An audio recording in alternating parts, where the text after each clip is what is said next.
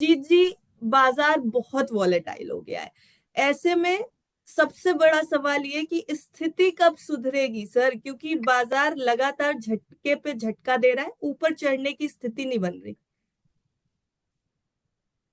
Ma'am, काफी बार हमने बता चुके हैं कि ट्रेंड डाउन है, ट्रेंड डाउन है। तो जब हम्म। जब डाउन ट्रेंड चलेगा, और मैंने ये भी बताया था कि ऐसा डाउन ट्रेंड जो 2020, 22 और 23 में जिसने भी अकाउंट ओपन किया है उन्होंने ऐसा मार्केट नहीं देखा है। सो हम्म। ये नया तरीका है मार्केट का। जब भी उन्होंने देखा तो एक लंबा बैर मूवमेंट आता है, फिर फुल रिकवर करते हुए उन्होंने देखा है। हम्म। ये हम्म। लोअर टॉप लोअर बॉटम बना रहा है। ये टाइम कंज्यूमिंग बेयर मार्केट है जो नया जनरेशन अभी देख रहा है। तो ये काफी अच्छा है समझने के लिए, क्योंकि टाइम एंड टेस्टेड होना चाहिए हर एक स्ट्रेटेजी। तो उनको भी समझ में आएगा कि ऐसे मार्केट में भी कैसा काम करना चाहिए। और अभी कोई भी टाइम फ्रेम पे बॉटम फॉर्मेशन बनता हुआ नहीं दिखाई दे रहा है। तो हम्म। अभी भी हम यही मानेंगे कि ट्रेंड अभी भी डाउन है। जो भी रैली आएगा वो शॉर्ट लिव्ड होगा और उसमें बिकवाली करनी चाहिए।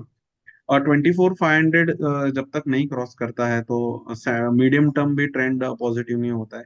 अभी एक जो स्विंग टॉप, जो नया स्विंग टॉप मार्केट ने बनाने की कोशिश की है वो 24,300 के आसपास है। हम्म। तो जब तक वो स्विंग टॉप के ऊपर क्लोज नहीं आता है तो अभी भी ट्रेंड डाउन ही रहेगा।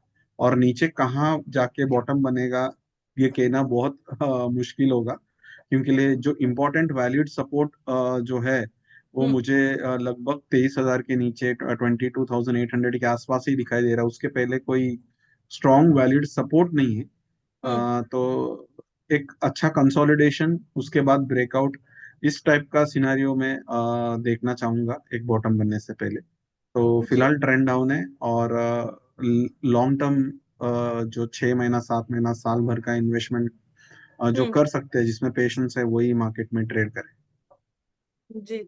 लॉन्ग टर्म का पेशेंस रखना जरूरी है सर। एक बहुत बड़ा फैक्टर जिसे मान सकते हैं वो विदेशी निवेशकों की बिकवाली भी है, क्योंकि हम ये कह रहे थे कि एफआईआईज बेच रहे हैं, बिकवाली कर रहे हैं, फिर थोड़े समय के लिए सेंटिमेंट सुधरता नजर आया।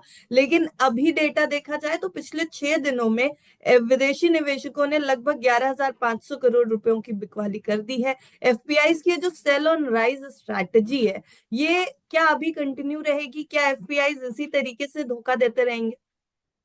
धोखा कुछ नहीं है। उन्होंने अपना जो परसेंटेज रिटर्न है वो बनाया है। उनको अपने इंडियन मार्केट से दूसरा जापान मार्केट या यूएस मार्केट हम्म। में ज्यादा उनको अट्रैक्टिव लगता होगा। हम्म। तो वो उनका काम वही है कि सही मार्केट चूज करना और वहां पे इन्वेस्ट करना।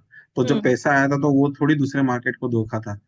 तो वो उनको जब वापस इंडियन मार्केट अट्रैक्टिव लगेगा तो वापस वो पैसा आ जाएगा। मगर हमें देखना क्या है वो बहुत जरूरी है। क्वालिटी स्टॉक पे ध्यान दे सकते हैं हम, हम्म। ब्लू चिप स्टॉक पे दे सकते हैं। एनएससी 100 में काफी सारे अच्छे स्टॉक है।